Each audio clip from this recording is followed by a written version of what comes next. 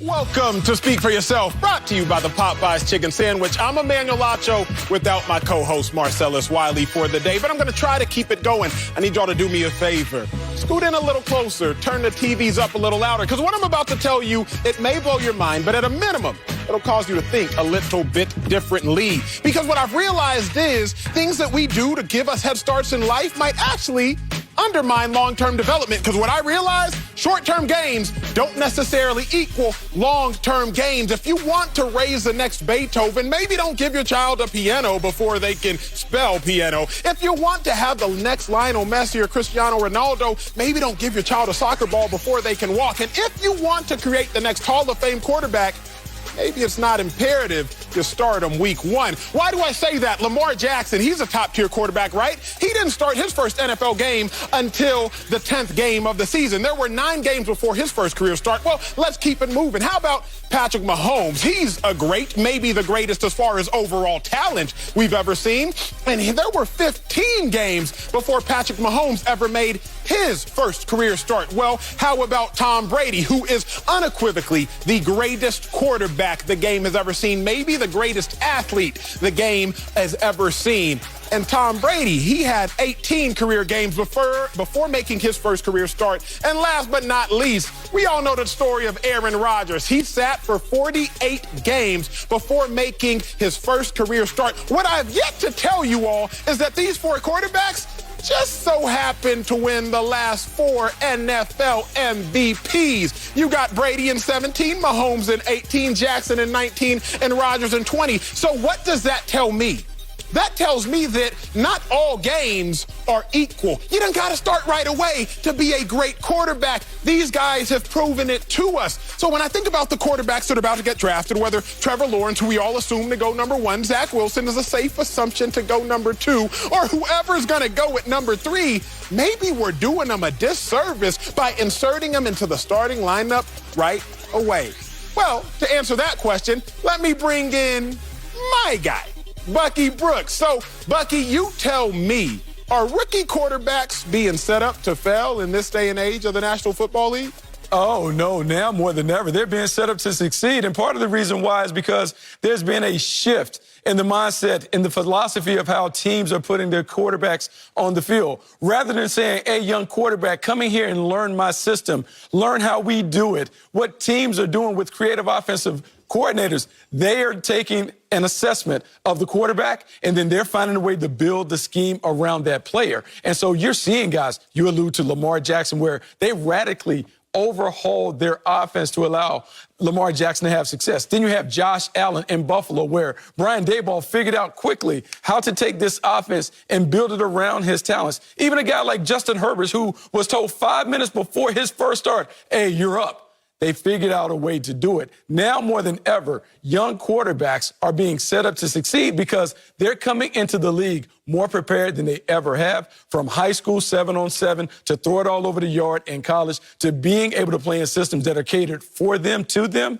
I believe the young guys have it going. That's why we're seeing so many succeed. Well, here's what I'm wondering then, Bucky Brooks, and good to join you back at the desk now that I made that long walk over here, is this. The quarterbacks that didn't have to start right away, I just showed y'all the picture. They're the last 4 MVPs. Well, let's look at some of the quarterbacks who did start right away. That's a guy by the name of Sam Darnold. He had the lowest passer rating in all of football last year. My guy, Carson Wentz, I hate to ever slander him publicly, but he started right away, and he had his worst season last year. There are so many other variable factors, and I'm not immune to the outliers. Any statistic is not immune to outliers. Russell Wilson, he started right away. Seahawks balled. But remember, Russell Wilson's first year, number 1 defense. Second year, number 1 defense. Third year, number 1 defense. Fourth year, number 1 defense. Russell Wilson's first 4 years in the league, Bucky Brooks, number 1 defense. Dak Prescott, I'm not immune to him as well. First year, 13-3, he balled. But let's remember, Dak Prescott walked into a Cowboy situation that was primed to go to the Super Bowl. 3 all-pro offensive linemen, Travis Frederick, Zach Martin, Tyron Smith. 2 either Hall of Fame or Ring of Honor receivers, Jason Witten, Dez Bryant, not to mention Cole Beasley in the slot, an all-pro player just last year. Sean Lee was still healthy. So, yes, there are some outliers, but wouldn't you say the norm the quarterbacks that start right away, for whatever reason, or at least tell me one of the contributing factors, that they seem to fall short or flame out sooner than most. Well, absolutely. I mean, look, this is a difficult situation when you're a young quarterback. I'm assuming that you can swim, right? I'm assuming that you can swim, that you can get in the pool and you can maneuver. There are two ways that you can learn how to swim. We can put you in there with the floaties on and let you kind of figure out what's going on. Or we can throw you in the pool and say, Acho, you got to figure it out. You know, and so I think with the young quarterbacks, teams have to figure out what is the best way to go about it with the rookie quarterback, because some guys can just jump in and swim. Like my son, he can just jump in. Mr. Conrad threw him in the water. He figured it out. It was scary. He got it. My daughter needed a little more. She needed a little more time to figure it out. However, if you support the quarterback based on where they are, they can have success. And so the key that you brought up when it came to Russell Wilson and Dak Prescott, yes, sir, it's the support system.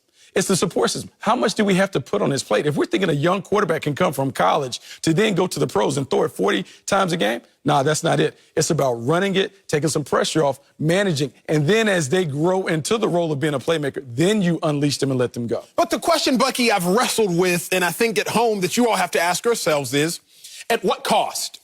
Peyton Manning, rookie year. We all know how terrible his rookie year was. 28 interceptions. That was his career high. His rookie year. Now, Peyton Manning, one of the best quarterbacks to ever play the game, surely a Hall of Famer to be. Peyton Manning, though, once upon a time had 55 touchdowns and only 10 interceptions 15 years later in life. So I'm not saying that a rookie quarterback who starts right away can't succeed. That would be asinine. But at what cost? Again, we'll get into it later in the show, but think about Sam Darnold. If he didn't have to start right away, maybe he wouldn't have taken the emotional lashes that he had to take. Maybe he would never have gotten clowned for seeing ghosts, because we've never heard a veteran quarterback say that, because a veteran quarterback would be wiser than to say that. Let's talk Joe Burrow. 2-7-1, he loses his season by need of injury or by stance of injury. If Joe Burrow would have sat sooner, maybe he realizes, hey, you can't hit a home run on every play. Just bunt. Just hit a single, just hit a double, and maybe he doesn't get hurt. So the question I have to ask myself, Bucky, is at what cost is Trevor Lawrence going to suffer by being ushered in right away? At what cost might Zach Wilson, if he goes number 2 to the Jets, will they suffer? At what cost, figuratively speaking, your son, will he suffer by being thrown into the pool and having to learn how to swim right away? I mean, I think football is a game where you only get better by playing. As much as we can talk about, you talked about your experience being on the practice squad. Man, you can do all that stuff in practice, but Acho, at some point, you got to play the game. And the only way you get better at playing the game is playing the game. That's you true. learn from those mistakes that are made at full speed. And so you have to weigh what your quarterback is ready to handle. Everybody's not ready to handle going out there. It's too much for them. So you got to put them in situations where you can evaluate them and test them. And so there's not like a one-size-fits-all premise when it comes to whether we play the rookie quarterback or whether we sit him. I think you have to be able to watch him in practice and see what he's able to handle. See what he's able to handle in preseason games. And then make an honest assessment. Hey, can we put our guy out there? Will it be detrimental to his mental and emotional health if he gets out there and fails? Those are the things that you have to assess. But you need to also assess those things while you're evaluating them. Acho, we talk about it. The most important factor in determining whether someone is successful is not their talent or their intelligence. It's grit. It's toughness. Do they have the resilience to be able to bounce back from those tough moments? If they have that, then you can put them out there and know that no matter what happens year 1 and year 2, they'll be ready. I'm gonna go somewhere in a second, but I have to respond to this first, because I heard a quote, Bucky, recently that said, a good fit looks like grit. Blew my mind. A good fit looks like grit. We're so quick to use words like, oh, grit, this quarterback is tough. This run defense is tough. They have so much grit. But in all honesty, I'm just like, wait a second.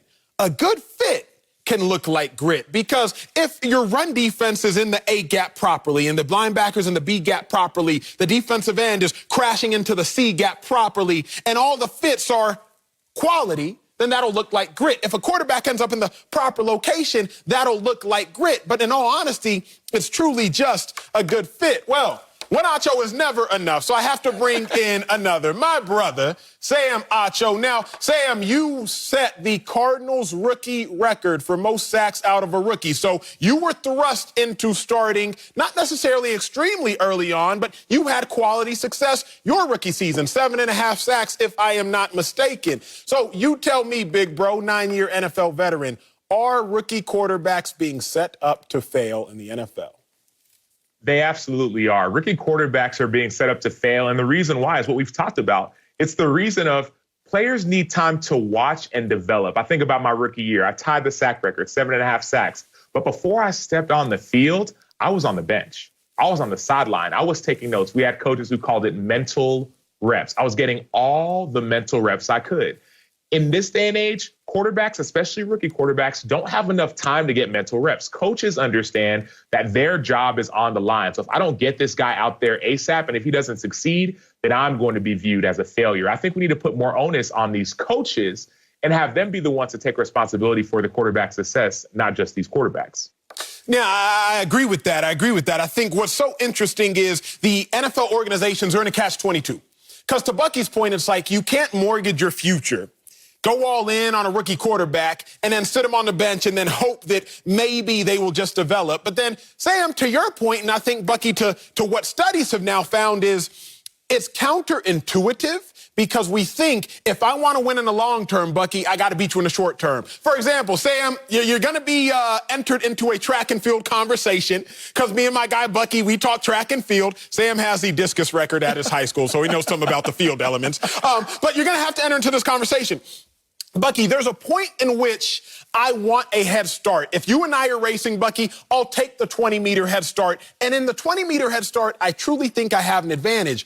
But, Bucky, if you're coming out of the blocks and you and I are equal speed, that 20-meter head start isn't truly an advantage because you will have more exponential growth even though you're starting behind me. I think that's the same thing with these young quarterbacks. We think, okay, wait, if I want my quarterback to succeed first, I have to start him soonest. But in all honesty, I'm not convinced that you have to start soonest in order to succeed first. Because just because I have a 20-meter head start on you, Bucky Brooks, if you coming out them blocks, you still gonna come get me.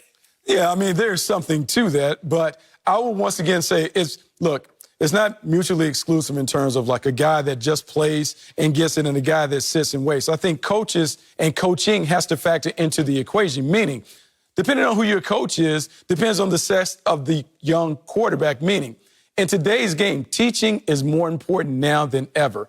And being flexible as a teacher is really important because the teacher is supposed to be able to sit and look at the student and assess where the student is right now. And then to begin to change their curriculum based on how they test and what milestones they are able to hit at certain parts of their learning process. And so when I think about these young quarterbacks having success, a lot of it is on the offensive coordinator. Okay, you know what? He's shown that he can handle this. Let's give him a little more. Or, hey, that's a little too much. Let's dial that back. And so it's not just about the quarterback. It is where we at when it comes to the teaching and the development of the position from the coaches. Because the best teachers figure out a way to get their guys going. It's not a coincidence that Kyle Shanahan and some of these other coordinators and head coaches have been able to get their young guys on the field and have success with those guys. Bucky, perfect segue to my next point, my next thought, which will ultimately lead to my next question. So then what is more important, the quarterback or the organization? As I look at it, if Trevor Lawrence goes number 1 to the Jacksonville Jaguars and Mac Jones or Justin Fields or even Trey Lance goes number 3 to the San Francisco 49ers, I fervently believe that whoever goes number 3, although less talented than Trevor Lawrence at number 1, will likely have more success. We can go back to 1999. 1999, Bucky Brooks, you'll remember this, was the last time we saw 3 quarterbacks go in the top 3 overall picks. Tim Couch, Donovan McNabb, Achilles Smith, if I am not mistaken. The only one who really had predominant success in their NFL careers was Donovan McNabb. Because the Browns, we know what kind of organization they have historically been. The Bengals, we know what kind of organization they have historically been. And the Eagles, they were just lost for 5 years trying to find a quarterback after Randall Cunningham before Donovan McNabb. So now, Sam, I'll ask you this. What's more important to a quarterback's success? Is it the quarterback or is it the organization? Well, it's hands down the organization. And let me give you a few quick examples why. I look at the Houston Texans. Deshaun Watson, take the off-the-field stuff off the field right now. Let's talk on the field. This dude had a career year. He dominated. He was super successful statistically, but his team was 4-12 because it was a bad organization, a bad team, bad management, bad leadership. Go to Sam Darnold in New York. Sam Darnold was a top 3 quarterback. He's a really good quarterback. But now all of a sudden, because Adam Gase and the New York Jets couldn't get it done, they haven't been able to get it done for the last 20 years. Now all of a sudden, they're throwing out Sam Darnold to the Wolves, for lack of better terms. And then let's go to the L.A. Rams. I love L.A. I think Sean McVay does a pretty solid job. But now all of a sudden, for whatever reason, Jared Goff is a problem. Right? Do we not remember Jared Goff's $100 million contract? Do you not remember when Jared Goff was the future of the franchise? But now all of a sudden, because I believe it's because Sean McVay has been figured out, now Jared Goff's the problem. And so I believe when you have a good organization, a la Tom Brady, right? Tom Brady is the GOAT. And if any counter argument that we could have, it could be Tom Brady. What a great quarterback. But Tom Brady went to a great organization and won. Tampa Bay had everything needed. They had Bruce Arians at head coach, ready to win. They had Jason Light at GM, who's trying to put all the pieces together, going and getting Gronkowski. And you know what else they had? They had a dominant defense and Todd Bowles and every single one of those dogs on the defensive side to go out there and win. And so I think, hands down, it's got to be the organization. Man, 2 achos, man, 2 smart guys up here just dropping knowledge. And I'm going to say this, Sam, I really like your take. See, Sam, I'm not as confrontational with you as I would be with your brother. And I'm going to say this, I'm going to piggyback on your conversation because organizations absolutely are most important because what young quarterbacks need, they need stability, they need continuity, and they need the ability to have chemistry within the building. And so when you think about coaches that are able to surround their quarterbacks with those elements, those are the ones that succeed. You don't have constant change. You don't have constant turnover. You don't have multiple voices in the quarterback's ear. It is steady Eddie. They get the repetitions with the same guys, the same expectations, and there's no variance. And because of that, they're able to settle in. And so it is all about the organization being able to really put the quarterback in a nice cocoon and eventually let him come out and become the butterfly. I don't often love singing Kumbaya, but with you 3 gentlemen, I do not mind because you are exactly right. So it comes down to this. The number 1 overall pick likely to be in Trevor Lawrence. Be very weary because over the last 3 seasons, the Jacksonville Jaguars have a 12-36 record, the worst in the NFL. So as talented as this generational quarterback and Trevor Lawrence may be, as great as he has been over the course of his college career, I have to caution not only football coaches, not only our colleague in Urban Meyer, but all those realizing just because you win in the short term does not mean you're going to win in the long term. Well, coming up at the top of the hour, the NFC West has had a very, very busy offseason, but I'm going to tell you who's winning the most loaded division in football. But first, how should Jimmy G feel about the Niners trading for the 3rd overall pick? I'm going to answer all that next on Speak for Yourself, brought to you by Popeyes. Welcome back. The Niners have the 3rd pick in the draft after making a huge trade, and all signs have them taking a quarterback. Kyle Shanahan gave some insight on how his current quarterback, Jimmy G, took the news. Y'all take a listen. I know that he wasn't fully excited about it like you'd expect, but Jimmy handled it great like he always does. We were very straight up with each other. Me knowing Jimmy, he'll be fired up and come in and he'll work his butt off. And knowing Jimmy, usually the more mad Jimmy gets, usually the better he gets. So it's, if Jimmy just gets madder and he stays healthy, I mean, this is going to be a good thing for Jimmy too, which could be a great problem for the 49ers. Sam and Bucky are back with me. But guys, here's the deal with Jimmy G. And Jimmy G, I'm about to put you on game yourself. You're getting played. Okay, my guy, you are what they call a seat filler. See, when you go to the Emmys, the Oscars, the ESPYs, if you will, there are seat fillers because you don't necessarily, as a seat filler, own the right to that seat, but you're just going to keep it warm until whoever actually owns that seat arrives. The first time I ever went to the ESPYs, I was sitting there seeing people usher in and out of seats, and I was like, wait, what are you doing? Why'd you give up that seat? And then I realized, oh, that seat doesn't belong to them. They're truly just a seat filler. Jimmy G, that seat in the quarterback room, that first one as soon as you walk into the door that's right next to the offensive coordinator and the quarterback coach, it no longer belongs to you. It belongs to whoever they are going to take with the number 3 overall pick. You are getting played. But here's a kicker.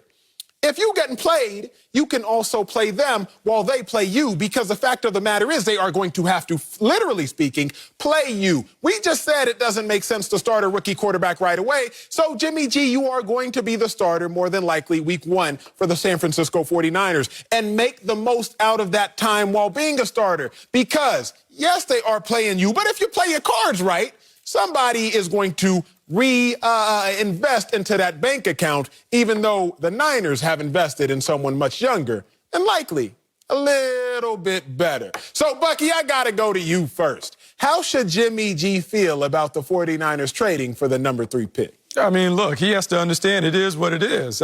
Jimmy G is experiencing what most position players experience each and every year, competition. There's always someone walking into that position room. There's always someone who is coming after your job. And what you have to do is you have to earn it. I am actually glad that we're seeing this happen in quarterback rooms around the National Football League, where we're making these guys have to earn their keep when it comes to retaining their QB1 spot. And so if you're Jimmy Garoppolo, there are 2 ways that you can approach it. You can respond like Aaron Rodgers did when Jordan Love showed up and produce an MVP caliber season, or you can be like Carson Wentz and fall apart when Jalen Hurts arrives. And so it's really up to Jimmy G. We get a chance to see, is he tough? Is he competitive? Is he quote unquote gritty? Because if he is, then he won't worry about whoever they bring in behind him, because he knows that this is his team. He has taken this team to the Super Bowl, and he will return to playing at that level. Otherwise, he'll ball up in a corner, and the new guy will take over and lead the 49ers back to prominence. I like that take, Bucky Brooks. I like that take. Now, Sam, I'm going to set the scene for the viewer. I'm going to set the scene for Bucky Brooks. And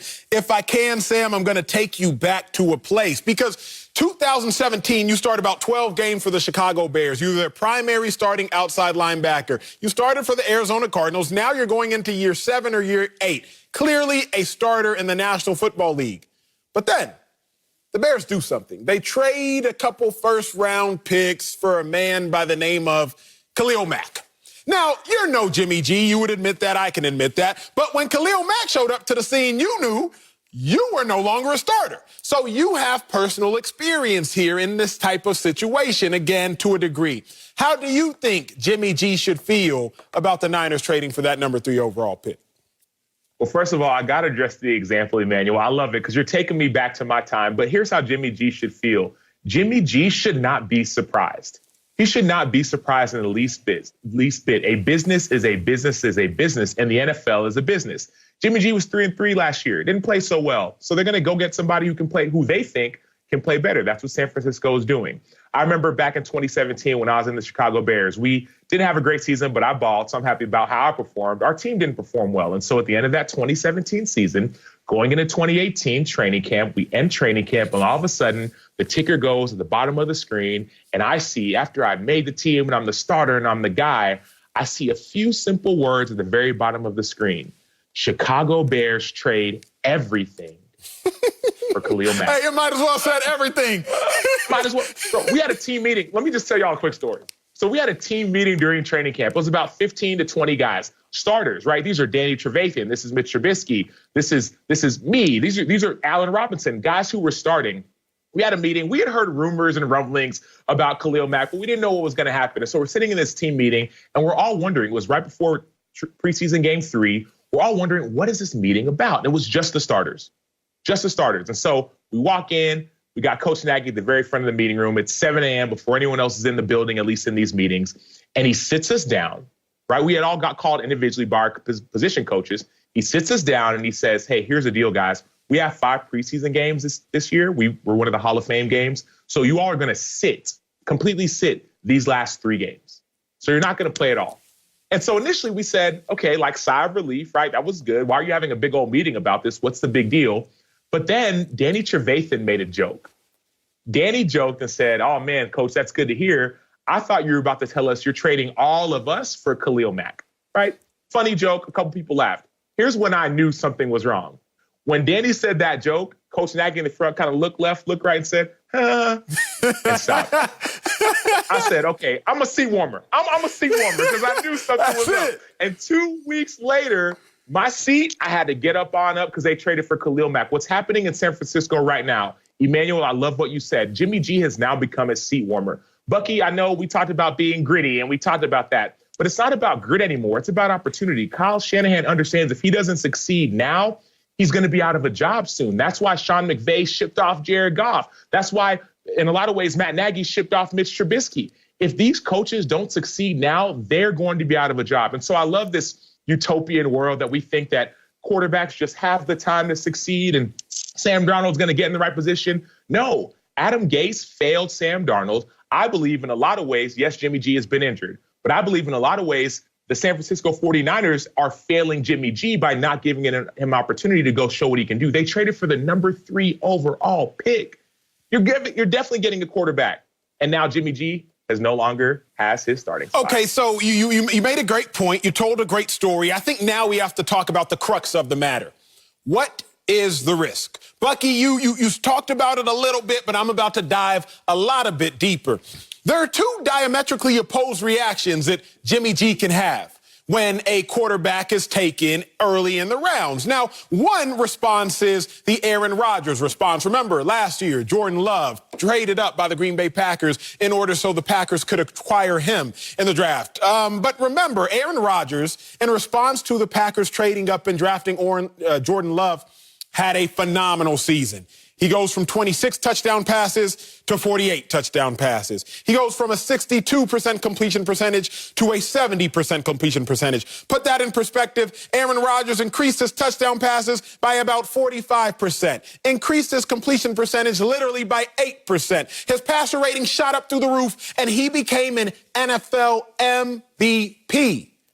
But on the flip side, there is Carson Wentz, who Bucky Brooks alluded to. Carson Wentz went from a 64% completion percentage, dropped that by 7%, 57, ew. He went from 27 touchdown passes, dropped that by 9 or 11 rather, 16, ew. He went from a 93 passer rating, dropped that by 20 points, ew. Carson Wentz went from being in MVP conversations to being benched. So then, Sam, how big a risk are the 49ers taking by trading up and essentially drafting a quarterback, which we know that's what's going to happen?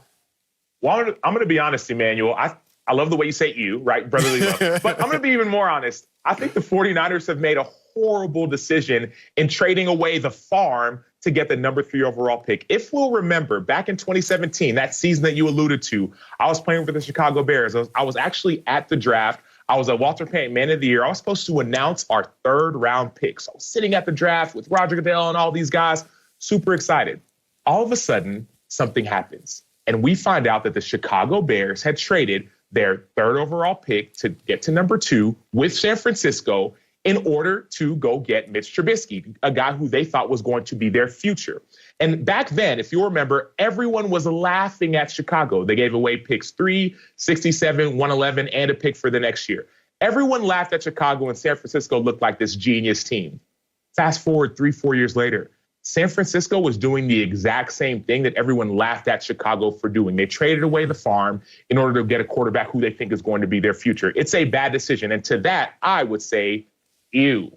I mean, I understand, and I understand also why you probably post-traumatic stress syndrome. Like, you're dealing with all of that because Mitchell Trubisky didn't turn out to be the great player, and neither did the 49ers when they picked up Solomon Thomas. Here's the thing. We don't know the risk until we find out who the player is. It's about turning picks into players. And so who will the 49ers pick? That will ultimately determine who is the winner or how we perceive this trade to be. Now, if they pick the wrong player, we can be like, oh, my gosh, what are they doing? However, if they pick the right one, what they're doing is they're setting their team up for the next decade. I'll go back to Kansas City and what they were able to do with Alex Smith and Patrick Mahomes. Alex Smith was playing at a Pro Bowl level. This team was reaching the AFC Championship game with Alex Smith at the helm. But Andy Reid knew that he needed more. So they aggressively traded up, identified Patrick Mahomes, sat him on the bench for a year, and he has made them one of the dominant teams in the National Football League. If Kyle Shanahan is able to identify that quarterback, it is well worth the risk that they're taking on. Incredibly well said. Well, for me, Bucky, the risk isn't whether or not the pick pans out. I look at it like this. There's a phrase, competition breeds excellence. So many people say that. But competition also enhances fear, and fear can lead to failure. We saw that with Carson Wentz. Coming up, the NFL will have 17 games next season. Well, we'll get into what that means for the players and for you, the fans. That's next. Speak for yourself. Welcome back. Former Chicago Bear quarterback Mitch Trubisky is now in Buffalo, backing up Josh Allen. But a source told the Boston Globe they were surprised he chose the Bills since the Broncos had interest and he had the potential to be the starter. Now, I got to come on, Cam. I got to talk to Mitch Trubisky for a second. Directly to you, Mitch.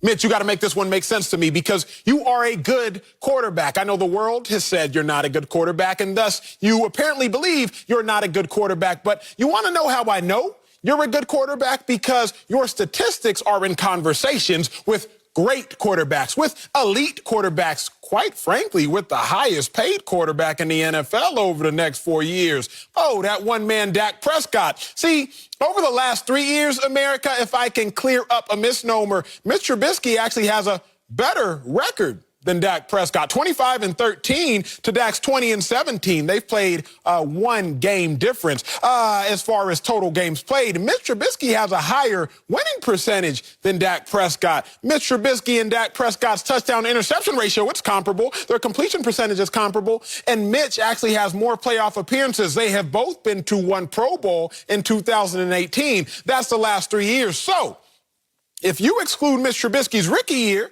his stats are very, very similar to one man Dak Prescott, who the world has told me is great. So, Mitch, if you were that comparable to a quarterback we all know is great in Dak Prescott, then why in the world would you go choose to be a backup? Mitch, I'm going to end by saying this.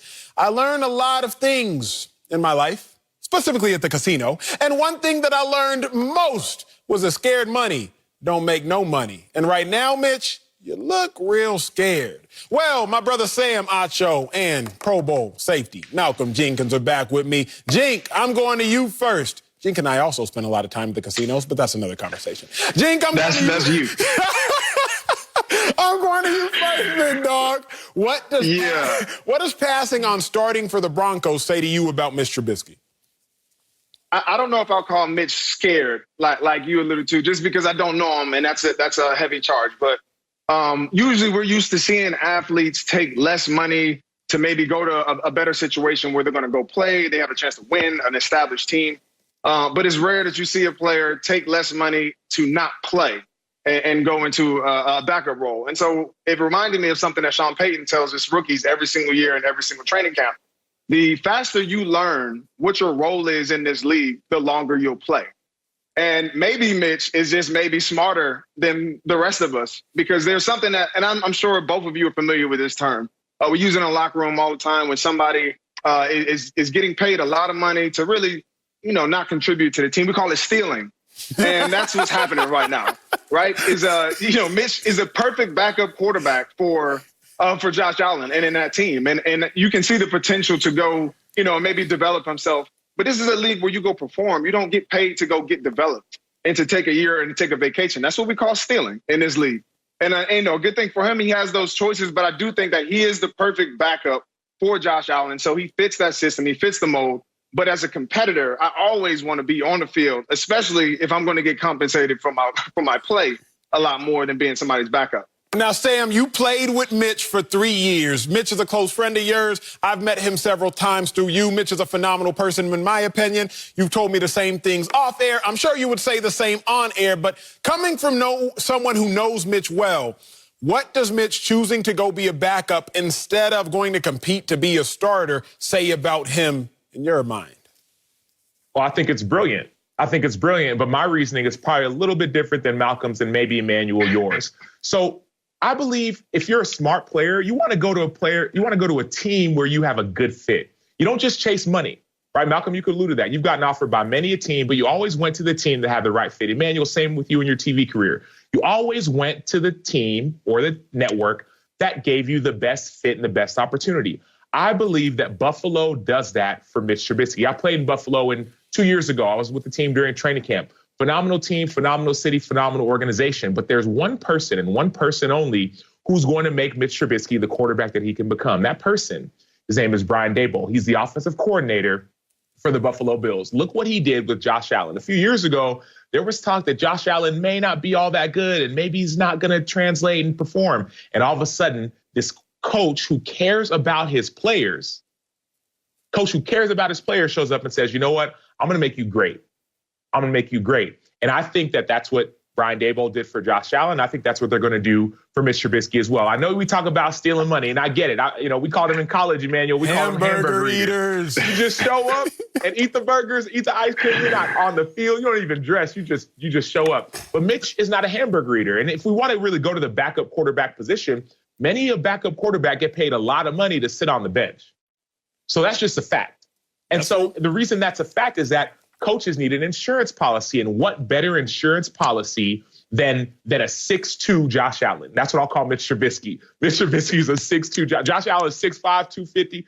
Mitch is just a smaller Josh Allen. Perfect fit. But before we slander Mitch Trubisky, because I love what you said about Mitch, Emmanuel, at the very beginning, because I've heard a lot of kind of slander about how he can't play and how he's not a good fit. I believe you have to look at where he was, right? Matt Nagy was supposed to come in and be this guru, and he couldn't get it done. I believe that not only Mitch, but quarterbacks, when they get in the right position and the right system, are going to thrive. I think Mitch made the right decision. I don't think Denver was ever the place, not only for Mitch, but for a lot of quarterbacks. Here's the thing, though, Sam. Don't lie on me. Don't lie on me. Don't lie on my name. I didn't go to the place with the best opportunity. I went to the place that was going to put me on a billboard, give me wardrobe, and give me makeup. And that is why I'm here. Okay, I'm not worried about opportunities. I'm worried about being on a billboard. Now, Jink, in all seriousness, though, you played against and you knocked Mitch Trubisky out in the playoffs. Over the course of your 12-year career, you've seen a lot of quarterbacks, but you know what quarterbacks look like modern day right here, right now. Do you think Mitch has the ability to be a starter in the National Football League? I'm not talking about Patrick Mahomes or Aaron Rodgers, but do you think he has the ability to be a starter in the National Football League? 100%. I think when you look across the league and look at the quarterbacks around here, Mitch Trubisky is definitely a quarterback in this league and is more than capable to win games and compete. I think the expectations that Mitch had based off of where he was drafted and the situation that he was in was a little bit too much for him to overcome. So I do think that him kind of deleting himself from the scene for a year, relieving himself of all of that pressures, will allow him to just play, focus on his game and things like that. But I think his draft status and all that surrounded him created an expectation from all of us that really wasn't who he was. And it was above of what he was actually capable of or ready to play at. And so I think right now we see him trying to decide, does he want to continue, to live amongst, and underneath kind of our expectations of who he's supposed to be? Or does he want to really develop his game and feel comfortable with the kind of play that he's putting on the field? I co-sign that. Both of y'all said this very well, and I will put a bow on it by saying this. Maybe, just maybe, Mitch is smarter than all of us, like Sam and Jink, you have both to a degree alluded to. Because the Denver Broncos, outside of that Peyton Manning 4-year run, they've had 9 quarterbacks under John Elway, who's currently running the organization. That's the most in the National Football League. The Denver Broncos, outside of that 4-year run with Peyton Manning, their quarterbacks are a combined 37-50. That's a 42% winning percentage as opposed to the 80% winning percentage they had with Peyton Manning. Maybe Mitch just knew, I'm going to avoid that pile over there. We'll talk. Coming up, Matthew Stafford says he's re-energized in L.A. I get you, Matthew. I'm re-energized in L.A. too. We'll tell you if the energy puts the Rams on top in the NFC West. That's next. Speak for yourself. Welcome back to Speak for Yourself. Matthew Stafford played 12 seasons in Detroit, but was winless in 3 playoff starts with the Lions. Stafford is now on a playoff contender with the Rams, and it's clear he has a clean slate. Y'all take a listen. We were so set with our lifestyle and how we, kind of went about day-to-day life in Detroit. That has definitely changed. It definitely energized me. I'm excited about the opportunity, not only from a family standpoint, but really from a football standpoint. I'm excited about being a part of this Rams organization that's had so much recent success, and I can't wait to get the football season going and get all that going. I love my time in Detroit, but we are excited about the move to Los Angeles. My brother Sam Macho and Pro Bowl safety Malcolm Jenkins are back with us. But guys, let me remind everyone that I think the Rams are up to something here because the best teams in the NFL have the best quarterback, head coach combinations. Why do I say that? Let's talk about the Super Bowl champions, Tom Brady, Bruce Arians, incredible head coach, specifically offensive mind, incredible quarterback. Okay, who was the Super Bowl runner-ups? Who won the Super Bowl last year? Patrick Mahomes, Andy Reid, incredible head coach, incredible quarterback. Who was the third best team in the league this year? How about the Green Bay Packers? Aaron Rodgers, Matt LaFleur, incredible coach, incredible quarterback. You want to juxtapose that? Deshaun Watson, incredible quarterback, but where's the head coach? Sam Darnold came out of college, a really good quarterback, but where was the head coach? Or we can talk about the person in question, Matthew Stafford. Out of Highland Park, #1 overall quarterback recruit. Recruit goes to Georgia, #1 overall quarterback selection. Incredible quarterback.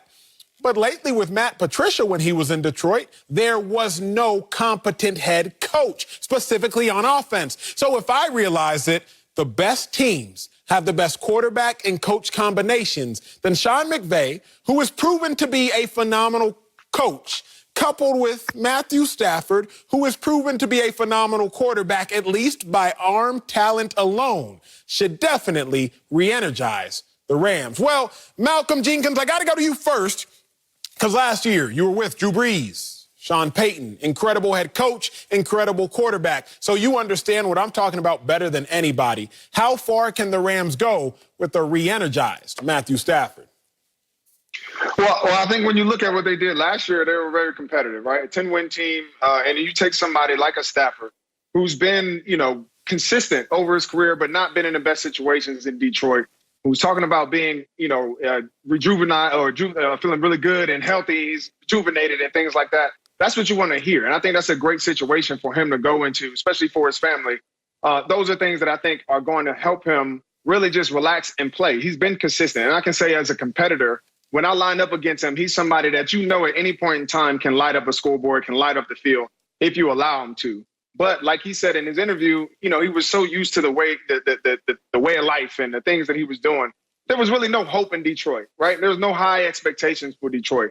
Now he goes into a situation where he has a team, the tools around him, he's getting older, and you look at that offensive line, and what they were able to do, they protect the quarterback pretty well. So as I'm getting older and I'm a quarterback, I want to get into a situation where I can actually win and compete. I think this is perfect for this point in his career, and it's perfect for that time, this head coach. It's a great situation. Sam, you played in the same division as Matthew Stafford for 3 years. That means twice, 6 times total, twice a year, that is. Matthew Stafford now on the Los Angeles Rams. How lethal can they be? Well, Matthew Stafford himself is a lethal quarterback. I believe he's the top quarterback in the NFL. But personally, I'm not too concerned. I believe that Sean McVay is a good coach, but I wouldn't necessarily say incredible just yet. And here's why. I believe that there was a time when the LA Rams were the offense. They were bringing new things. You saw jet motion, jet sweep, hurry up, all these innovative play calls that really you didn't see a lot of teams do, and they did it really well. But then something happened. I remember in 2017, really 2018, the year that the Bears had the #1 defense with Vic Fangio. We had the #1 defense. We're playing the LA Rams, the #1 offense. And Vic Fangio figured them out. I believe that Sean McVay, by certain coordinators, has been figured out. And so, yes, you're going to see Matthew Stafford be super successful against some teams, but you start seeing the Vic Fangios of the world. You start seeing the New Englands and the way they play defense. You start seeing those teams. I believe there's still only a certain length that you can go, even if you have an incredible quarterback and an incredible coach. And so I'm excited for Matthew Stafford. I really am. He's a phenomenal quarterback, but I don't think it's the fit that everyone's been hoping, dreaming, and praying for out there in L.A. Jenkins, I'm going to pivot this conversation because this just came to mind. Again, you've played on a ton of teams, gone to a couple Super Bowls, all that. When you say that Matthew Stafford hasn't won a playoff game, how much of that are you putting on the quarterback? Because you were in Philly when Nick Foles came in for Carson Wentz, and he won 3 straight playoff games. Y'all beat the Falcons. Y'all beat the Vikings. Y'all go on to beat the Patriots and win the whole thing. So when you look at a guy like Matthew Stafford, he's always been the best quarterback in whatever league he's been playing in, whether 5A, high school football, SEC football, or the NFL. He's always been one of the most talented arms. When you say, wait a second, you ain't got no playoff wins, is that on Stafford in your mind as an NFL veteran who's been there? Well, I think usually you try to blame those type of situations, those statistics on the quarterback. But, like I said, I've been drafted the same time as Stafford, and I've watched him over the years. And what I've always seen out of the Detroit Lions, really, and not necessarily him, was that team had a cap. They had a limit to what their potential was. And they can beat any team in this league on any given Sunday until everything's on the line. So when you get to the playoffs, it's only the quality teams that are there that have really good defenses, that have really good offense, that are balanced as teams. And it's at that point where you saw the Detroit Lions really reach its cap and its potential when it comes to being able to compete in this league. So I think, it's to be seen. We'll see when you get a better cast of players around you, get a division that's really, talented and competitive. We'll see if that translates and if he's the guy who propels this team to that next level or if he's the guy who's inhibiting their success.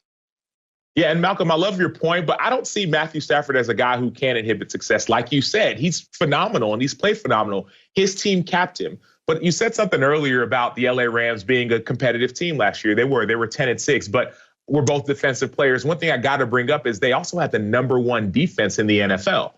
And who was their coordinator? Brandon Staley. And so they had a phenomenal defense, phenomenal players, right? Aaron Donald, Brockers, like they got, Jalen Ramsey, the list goes on and on. But now all of a sudden those players are still there, but the coach is gone. Now Brandon Staley, the defensive coordinator who brought a number 1 defense, is now in LA with the Chargers. And so I think Matthew Stafford will help the LA Rams be better, but I think the drop-off is going to be on the defensive side of the ball. Yes, great quarterback. Yes, good coach. But there's going to be a drop-off that not anyone's anticipating. Jink, let's talk ball. You secondary dude, safety. You know everything that's going on for most of the teams because you've been in the league for a very long time. So I'm going to ask you this question now. You're going to take Stafford. What is a scarier offense? Stafford, McVay, the weapons the Rams have. Let's say Brady plus Bruce, the weapons the Bucs have. And let's say Andy Reid plus Mahomes and the weapons that they have. Where are you ranking those 3 coach, quarterback, receiver, weapon combinations? Well, I'll start from the bottom and go up. I say McVay, like to Sam's point, I think there are coordinators, and I've been on teams where we feel like we figured their offense out. A lot of gimmicks with it, motions, jet motions, and things like that. So I do think that there's a lot of there's a cap at where that can go and how that can grow. And that's going to be completely on the quarterback. The next one I would go and say Tom Brady and Bruce Arians. I think it's a very simple offense, right? It's not something that's overly complicated. They don't have a ton of motions and things like that. What they do have is somebody at the quarterback who is super, super disciplined and knows how to play the game and knows how to manage the things that Bruce Arians wants to do. He wants to max it up and throw it down the field, and Brady can do all of those things and do it without committing mistakes. And so it's a very, very efficient offense. I think they, are the ones, they're in second. But the team I really, you don't want to see that gives you headaches is Mahomes.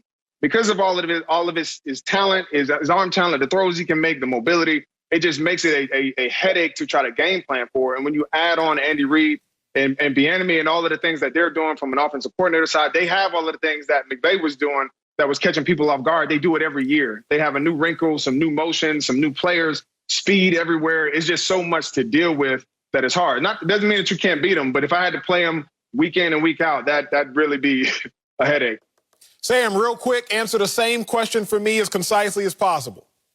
Same answer, same order. And the reason why, I'll give you 3 reasons, right? We already talked about McVay and Stafford. But the reason why I put Tom Brady and Bruce Arians second is that the reason that they did so successful, yes, Tom Brady's the GOAT, but also they had a top defense in Tampa Bay with Todd Bowles.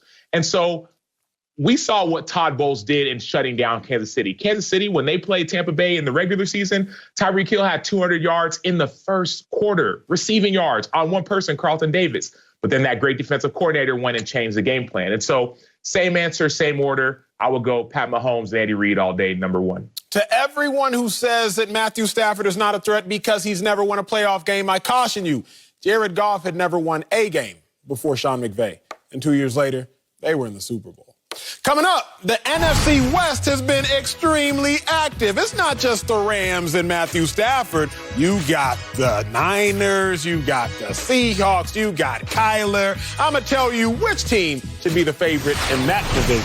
That's next. Speak for yourself. Let's talk about these Eagles. Made a big move trading the number 6 pick to the Dolphins. Jalen, take it from me. From a former Eagle to a current Eagle, I don't know how much you can trust them, and I don't know just how safe you are. In the NFL, it is impossible to win if you have an insurance policy. What do I mean by that? You only win when you go all in. The Bucks, they went all in with Tom Brady. No risk it, no biscuit. They won the Super Bowl. The Chiefs, they went all in with Patrick Mahomes that second year. Who didn't go all in? The Packers.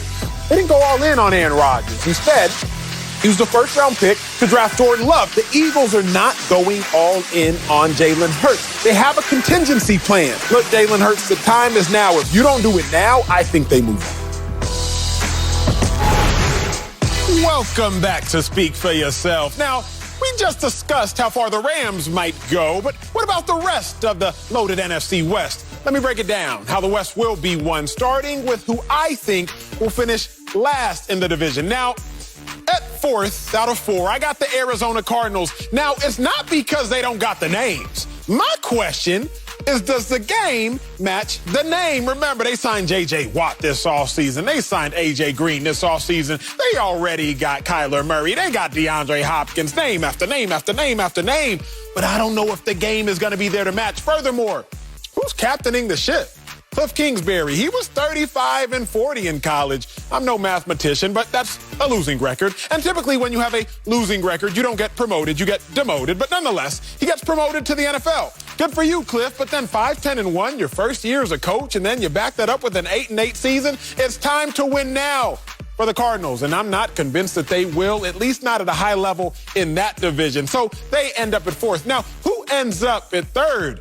I got the Seattle Seahawks, surprisingly. I still think they'll do fine. I think they'll have a winning record, 9-10 wins. But the problem is this. Pressure makes diamonds, but it also bursts pipes. Russell Wilson, he's feeling the pressure right now. He wants a new contract. He wants to have a say in the offensive coordinator. He wants more help. I feel you, Russell Wilson. I think you deserve it. You're a top-flight quarterback. But with all the offseason turmoil, will they be able to recover? I'm not convinced, and that's why I have the Seahawks finishing third in that oh-so-competitive division. Now, finishing second, how about those Niners? Remember what I told y'all just yesterday about Kyle Shanahan? Give him a quarterback that he doesn't choose, he'll make him great. Give him a quarterback that he does choose, he'll make them elite. Now remember, and I'll tell you again, Kyle Shanahan made Robert Griffin in 2012 a Rookie of the Year. Then he made Matt Ryan in 2016 an NFL MVP. He took Jimmy G to the Super Bowl. They still got Jimmy G. That's worst case scenario.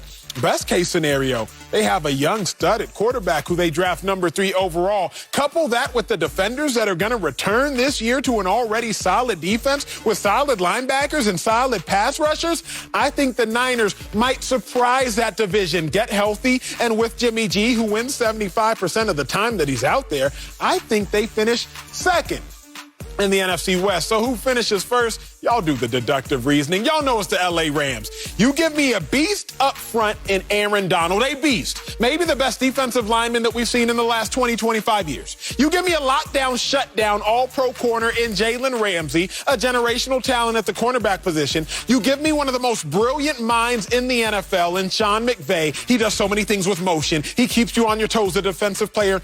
And then the piece that they've been missing, at least that's what they've told me they've been missing, you give me a quarterback in Matthew Stafford, who has one of the greatest arms we've seen in the NFL. How could they not finish first in that division? Remember, Sean McVay, since he got to the Rams, they've made the playoffs 3 out of his 4 years. Sean McVay, since he got to the Rams, the fewest games he's ever won is 9, and Sean McVay, since he got to the Rams, has already been to a Super Bowl.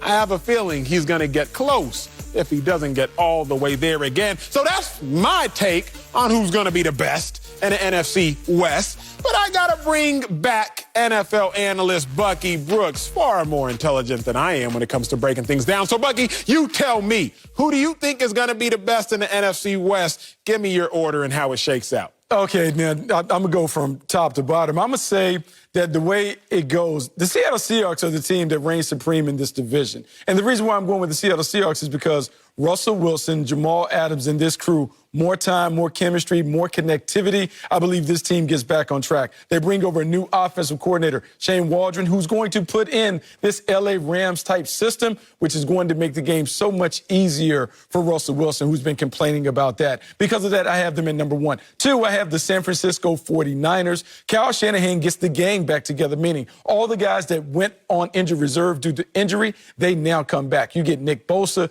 to bolster that pass rush. You get George Kittle, a full 16 games worth of George Kittle, and they go. And Jimmy Garoppolo, who has been poked and pushed and prodded to up his performance, I think he plays at a better level. The LA Rams come in at third, and I know everyone is surprised because Matthew Stafford comes over. That means it's an immediate upgrade because he's more talented. My number one question would be, are we convinced that Matthew Stafford can play winning football? I've seen Jared Goff play winning football, and just because you have more talent doesn't necessarily mean you understand the tactics that are necessary to win games. And also on the defense side of the ball, Brandon Staley is no longer there. That dominant defense who we controlled, he's no longer there. So I know Aaron Donald is going to ball. I know that Jalen Ramsey is also going to ball out. But they're missing some pieces in the secondary. How do they replace those guys? And then bringing up the rear, the Arizona Cardinals. I know they went and got the 30-somethings, J.J. Watt and A.J. Green and those guys, but I simply don't see them closing ground on the division rivals. I think they're the cellar dwellers,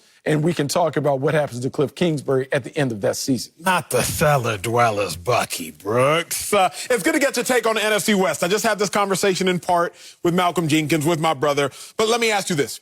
You don't think that all this offseason drama that the Seattle Seahawks are having with Russell Wilson, he wants to get paid, they're thinking about trading him. How do you not believe that that will impact them enough to knock them out of the number one spot in the NFC West? Well, this diva show has been going on for a while. He became the celebrity quarterback a few years ago. This doesn't change anything. He just continues to do what he does. He has to play at a higher level because ultimately he wants to get paid, and the only way to get paid is to produce and to perform, and he will do that because he has always done that. I think the bigger thing will be, how does this defense respond in year two with Jamal Adams playing safety? We saw Jamal Adams deployed as the blitzer, the designated hitter in the box. I think now they get more creative and allow him to do things that will enable him to be in the conversation as Defensive Player of the Year. I like Seattle. I like what they're doing. I don't mind you having the Niners at number 2 because obviously I have the Niners at number 2. We both have the Cardinals at the 4 spot. I think that makes sense. It's not about the Cardinals lacking talent. I think the Cardinals just don't necessarily have the master chef to make sure you can prepare the proper meal with all the ingredients in the kitchen, because I do think they have the ingredients. But we got to talk about these Rams. Because from what I hear, your biggest concern is, can Matthew Stafford play winning football? But Jared Goff was not playing winning football. He was playing losing football, not even neutral football. He was 0-7. Remember, America, 0-7 as a starter Jared Goff was before Sean McVay shows up. Sean McVay shows up. Jared Goff wins 11 games, goes to the playoffs, losing the wild card game. Next year, second year under Sean McVay, not only do they go to the playoffs, they go to the Super Bowl. If you can do that with Jared Goff, who not only was not playing winning football, was playing losing football, atrociously losing football. If you can do that with Jared Goff, how would you even doubt what you can do with Matthew Stafford? I mean, that was years ago. That was Jared Goff's rookie year when he was 0-7. He was still trying to figure out how to navigate the 4-5 and the 1-1. He didn't know where he was going. How can we expect him to know how to get this team to the winner's circle? But then he had back-to-back years where he played at a high level. And I think your brother alluded to this. The league caught up with Sean McVay. Mm-hmm. The league caught up with him doing 11 personnel and fly sweeps and all that other stuff. And what we've seen from Sean McVay is he has a killer fastball. But when you start knocking that thing out the park, he doesn't have any other pitches. What is he going to do? So I think now the pressure is not only on Matthew Stafford coming over, who has 0 playoff wins. I know how you like to point to that when we talk about quarterbacks, 0 playoff wins. But what does Sean McVay do now that the league has caught up to his offense? What is his adjustment? Because last year when we saw he got mad, he pouted, he blamed the quarterback. Well, now he gets a guy who is gifted and talented. Let's see what he's able to do. Because I don't know if anything changes because the tape is circulated. Everyone is taking the Vic Fangio formula for dealing with this offense and what Bill Belichick and Brian Flores have been able to do. Does he have answers to that? We can change the QB1, but what else does he have in the playbook to help his team get over the top? You have the Rams finishing closer to last in the division than first in the division. So I'll ask you this. What will surprise you more, if the Rams finish first or if the Rams were to finish last this year? If the Rams finish last, because they're talented. They're talented enough. 99-20 on their defense, they can make it happen. The thing is, it's different because they lost some pieces. Hill on the outside at corner, man, that was a defining discovery. Yep. Played at a great level. Then you think about John Johnson, also departing, going to the Browns. Now they don't have some of those pieces, and they have a different play caller. Raheem Morris, who's one of my favorites, he comes over. And you know, whenever you have a new play caller, things change. Can they put the genie back in the bottle when it comes to the way that defense was performing? Can you win without pieces? That doesn't just matter in football. It also is relevant in basketball as well. We're going to talk about two teams coming up who are missing their pieces, the Nets and the Lakers. Because, sure, they're title contenders, but the real question is, at full strength, who has the best shot at a ring? I'll answer that next. Speak for yourself. Welcome back to Speak for Yourself. The Nets stayed red hot last night behind James Harden's 30-point triple-double. Brooklyn is the second seed in the East, while out west, the Lakers are the fourth seed. But they're missing LeBron James and Anthony Davis. The Nets recently added Blake Griffin and LaMarcus Aldridge. And to compete, the Lakers added Andre Drummond. Now, I got to bring in my guys, two of my favorite men on TV. That's NBA analyst Slick Rick the Bucher and Chris Broussard. But, gents, before you two basketball savants, you basketball geniuses, start inundating me with statistics, must I remind you all that sometimes the simplest answer to questions in life is a correct answer. So, when it comes to who's going to be the best team at full strength, it's easy. It's the LA Lakers. Because when I look at LeBron James, he's been to 9 out of the last 10 NBA Finals. When I look at LeBron James, the only things that stops LeBron James from going to the NBA Finals is health. So if we are assuming that both teams are at full strength, then the short answer is the easy answer, which is the simple answer. When you talk about the Brooklyn Nets, boy, do they got some names and boy, do they got some game. But must I remind y'all, LeBron James, once upon a time, you saw Kevin Durant and James Harden on the same team. And I don't need to remind y'all how that ended. Must I remind y'all that Kyrie Irving, he did taste success once upon a time, but he only tasted success because LeBron James set before him the tray and the food and the spoon. Must I remind you all that the Brooklyn Nets do, in fact, have 41 combined all-star appearances between Aldridge and Griffin and Kyrie and Harden and KD? But they only have 8 finals appearances combined, and LeBron James has 10 by himself. So the question for me, who's the biggest contender if they're at full strength? It's unequivocally the Los Angeles Lakers. But, CB, what say you? Who's the bigger title contender at full strength? Is it the Nets or is it the Lakers? Those numbers were nice and cute, Acho, but they really mean nothing. I mean, you actually brought up James Harden and Kevin Durant from Oklahoma City in 2012. I'm a historian. He did. They were babies. I heard it. That's irrelevant. We obviously know they're different players, especially Harden. But I like the Nets. Look, I like the Lakers. They're my favorite in the West. But I am going with the Nets, and I know that's unusual. I expect Rick to go with the Lakers. It's not often that we see a team come together right away in their first year and win a championship, especially when your best player, Kevin Durant, has missed so many games. So I understand that. But the firepower in Brooklyn is just too much to stop.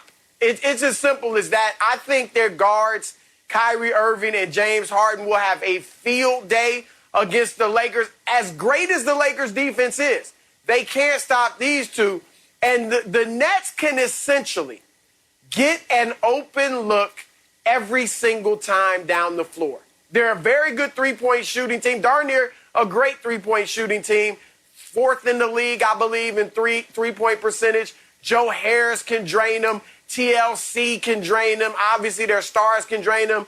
And they draw, each one of them, Harden, Kyrie, Durant, draw so much attention that they're going to get open looks at will. Defensively, they've become adequate. Not great, but adequate. During their 18-3 run, they're 20th in the league in defensive efficiency. And they are 12th overall in opponents' field goal percentage. Not bad at all. I'm riding with Brooklyn. But hold on, CB. Slick Rick, I'm going to come to you in a minute, but I got questions. And when I got questions, I need my questions to be answered.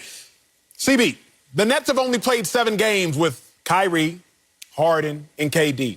The Lakers have played a combined 103 games with LeBron James and AD. How are you factoring that into the equation when you give me the answer that the Nets at full strength will be better, seeing as you really ain't seen the Nets at full strength? Well, one, Kevin Durant, probably more than any superstar, is able to drop into a lineup and fit in fairly seamlessly. There obviously are some adjustments when you bring a 30-point scorer back. But because of the way he plays, doesn't dominate the ball, doesn't need a ton of touches, doesn't need a ton of shots to get his points, is a jump shooter, he will fit in fairly easily. So I think there's that. And I'm going to throw this at you too, Acho. Obviously, the Nets have some adjustments to do. I mean, they got all these names. They got to figure it out. I'll give you that. But so do the Lakers. Because now Andre Drummond, he's dropped into your lineup. LeBron, when's the last time LeBron played with a dominant post player? Oh, probably never. AD, when's he played with a dominant post guy? I can't remember when. Remember in the playoffs last year, he spent a lot of time at the 5. So the Lakers have some adjusting to do as well. Does Andre Drummond know how to do the little things, or is he just going to get you points and rebounds? Because they don't need a ton of points from him. They need him to do the little things and rebound the basketball. So I think the Lakers have pretty much just as much adjusting to do or close to it as the Nets. Are you guys done? The one thing I do appreciate about both of you is that you didn't make a big deal about these new additions, because I think at the end of the day, there's a reason that they were bought out. Yes, they're big names, but they're not really moving the needle. This still comes down to whether you buy into what the Lakers are or can be when healthy versus what the Nets could potentially be whenever we see them at full strength. And I'm going to go with Acho's case in terms of I've seen the Lakers at full strength. I've seen their championship core at work win a championship. I haven't seen any of that with the Brooklyn Nets. And so my belief is that I have to go with the Lakers. The other part of this is that I've seen LeBron James take players like an Andre Drummond and make them better. Andre Drummond isn't going to be a dominant center with them. He's going to, Dwight Howard once upon a time was a dominant center. He wasn't with the Lakers. He won't be in this case. But I've still seen LeBron James make the most out of that particular player. The defense with the Brooklyn Nets, you're cherry picking, Broussard, by picking up the numbers that they've had since this run. Who have they played over that stretch that says that they've played better defense? They're still 24th overall in defensive efficiency, and they're not even the highest rated offensively efficient team anymore, according to ESPN's Hollinger ratings. The Los Angeles Clippers have leapfrogged them at this point. So Blake Griffin and LaMarcus Aldridge aren't going to change the fact that they are a suspect defensive team. And when we get to the playoffs, defense matters. And even without LeBron and AD, the Lakers still remain the #1 defensively efficient team in the league. Drummond's only going to make them better, and certainly they will be better when LeBron and AD get back. So if you're, I get it. The offense is sexy. You got all these guys who can make shots. It's sexy. He's saying you shallow. But that's not what wins in the postseason. Broussard, he's saying you shallow. He's saying you only care about how things look. Rick, you don't care about the core. That's why they call him Slick Rick, because he's trying to slide some stuff in there. But, Rick, you know this is not your grandfather's NBA. This isn't even our NBA. This is an NBA where it is an arms race, man. It is about who can put points on the board. That Nets team torched that Lakers defense with LeBron. Not AD, but they had LeBron, they had Dennis Schroeder, and the Nets had their way with them without Kevin Durant. So, look, defensively, they're going to be We're talking regular pretty good. season. We're talking about regular season. That's all we can go off of right now. Wait a second. That's all we can go off right now. Wait a second, Broussard, because you know the stats as well as I do, as well as Slick does, and y'all correct me if I am mistaken, but isn't the last team that didn't finish top 10 in defensive efficiency but still win a title like the 01 Lakers? So, Broussard, No. I'll go further than that. Go talk to me, There's never been a team. They're currently 24th. They're ranked 24th overall. No team has ever won a championship ranked that low. So unless they're suddenly going to jump up in defensive efficiency, they're going to have to break history. And look, Broussard, I agree with you. This is a different NBA. The three-point shot is more prevalent than it ever has been, and the Nets certainly are good in that. But you have to be able to play a little bit of defense, and they cannot, and it's going to matter once you get to the postseason. And Blake Griffin, LaMarcus Aldridge aren't going to change that equation. Kevin Durant, when he comes back, is not going to change that equation. If they've got their best offensive team on the floor, that means they got Joe Harris, they got Kyrie Irving, they got James Harden out there. I'm going to exploit one, if not all three of them, when I'm out there attacking them. I believe when the Lakers won it with Shaq and Kobe, they were 22nd in defense. All right. And coming off of already having won a championship. Let's keep that in mind. They didn't have anything to prove that season. I'll give you that, but not quite as much offense as this Nets team. And here's the thing, Rick. The best Nets offensive team has been their small ball lineup with Jeff Green at center. Now and they've been struggling defensively with that group, no doubt about it. But now I throw LaMarcus Aldridge at center in that lineup. He can stretch the floor just like Jeff Green because now he's got a three-point shot, and he's a good interior defender. I'm not saying he's, a terrific rim defender, but he is a good interior defender. He's not a rim protector. That will improve them on that side of the floor. So the Nets challenges, we know Kyrie's state of mind, KD's health. But beyond that, their challenge is that these guys keep their egos in check. And Blake Griffin especially, and LaMarcus Aldridge especially, have to understand it's not about egos. It's not about stats. I came here to win a championship. And I'm sure they counted up the cost when they went to Brooklyn. They chose Brooklyn. All right, so they understand all you came to do is win a ring. So if there's games or series where you don't play that much and Nick Claxton and Bruce Brown are getting clocked, then you have to understand that that's going to be the challenge.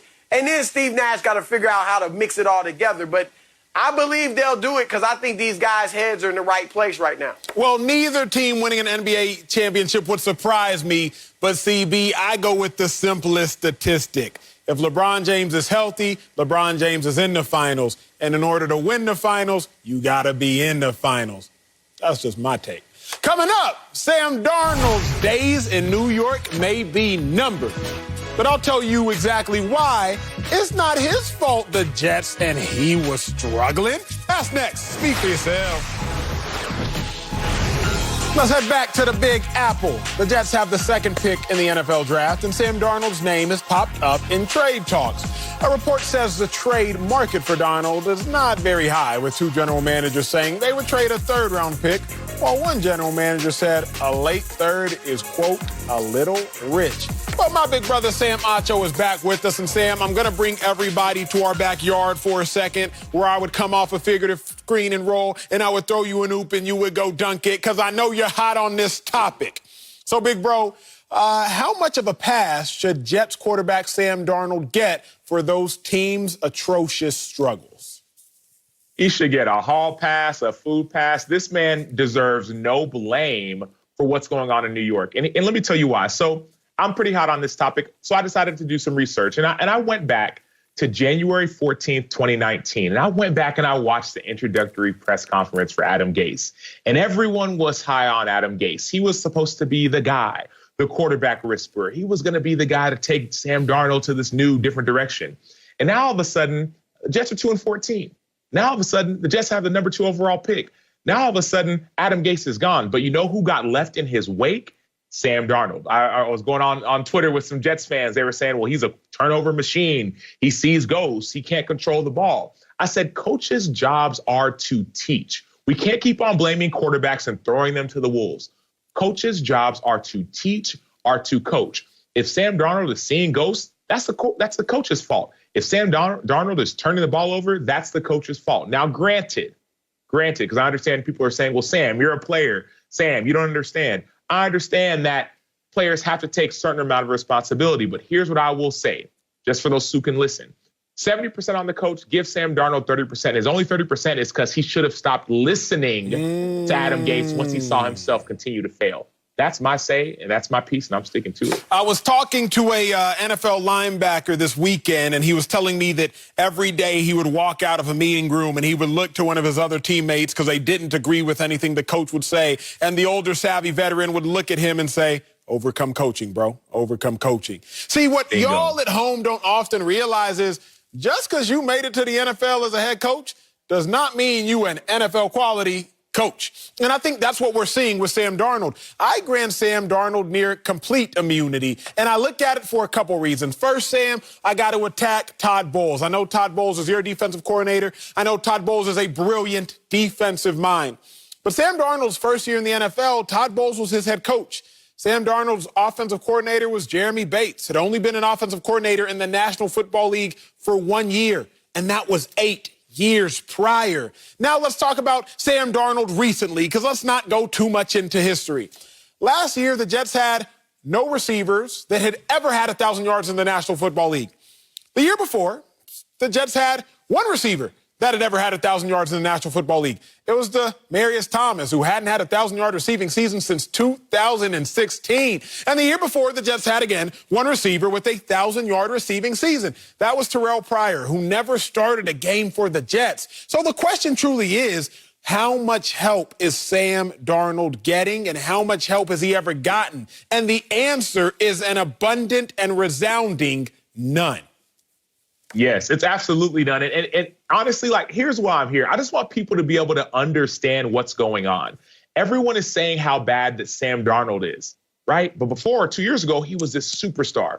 Everyone's also saying how bad Jared Goff is. Jared Goff, all of a sudden, is this really bad quarterback. So let's ship him off to somewhere else, right? We have to stop taking the easy route. The easy route is to blame the players. You were a first-round pick. You're supposed to be successful. You got to overcome everything. Stop doing that. We got to start looking at the coaches, the general managers, the decision makers who are saying, hey, we need to get these guys some weapons. Stop blaming just this 22-year-old quarterback and saying you got to do it all. I remember for me in 2017, just to your point, Emmanuel, about overcoming coaching, it was a contract year for me. I was on a 1-year veteran contract. They called it a veteran minimum prove it deal, prove your worth. Long story short, what the coach was telling me wasn't working. And I said, you know what? Sorry, coach, I love you, but I'm going to do what works for me because I know me. This is my 7th year in the NFL. I need to go out there and perform. And all of a sudden, I took a risk. I did what I thought was going to work within the confines of our system and our scheme, and I balled. I dominated, earned myself a pretty lucrative second contract. But it came because I understood who I was. We saw Joe Flacco have a little bit of success after Sam Darnold was benched last year. He went 3-3. We saw a little bit of success, and we're happy about that. But you know why Joe Flacco had a little bit of success? It's because he overcame Adam Gase. He overcame coaching. He said, hey, Adam Gase, I get you and I feel you and I'm with you, but this works. Last example, Nick Foles, Emmanuel, a friend of yours, right? Nick Foles, he was in Chicago last year. And we all remember when Mitch Trubisky got benched and Nick Foles was starting at quarterback. And Nick Foles was playing the Tampa Bay Buccaneers. And Nick Foles had the Tampa Bay Buccaneers on their heels. He was running the offense, doing it his way. He loved it. Then all of a sudden, there was a little bit of an altercation, an interaction, a discussion, an argument with him and the head coach. Nick Foles said, hey, I know what I'm doing. I want to do it my way. I've won Super Bowls. Let's make it happen. Yet sometimes the coach does not always listen. And so if you want to be a great quarterback, want to be a great player in the NFL, and no matter what sport you play, yes, take in the coaching. But sometimes, to Emmanuel's point, you have to overcome it. Overcoming coaching is the exception, but it is not always the norm. Jets fans, Sam Darnold, he ain't your problem. Coming up, I'll tell you who might be the Lakers' problem. Because Lakers governor Jeanie Buss, she out here talking crazy to these Nets. She told the Nets, bring it on. I'll give you my reaction to that next. Speak for yourself. The Nets added Blake Griffin and LaMarcus Aldridge to their already stacked lineup, and those moves got the attention of Lakers governor Jeanie Buss, who said it brings out the best in her team. So, quote, bring it on. Now, Jeanie, I understand you come from a legacy family. I understand your family has accrued millions of dollars, $500 million to be exact. But for the first time in your life, Jeanie Buss, you may be writing a check that you can't cash because now you got Kuzma, KCP, LeBron James, and AD all having to cash this check that you writing. Remember, do not tug on Superman's cape. And Kevin Durant has a little Superman in him. That's it. Fox Bet Live is next.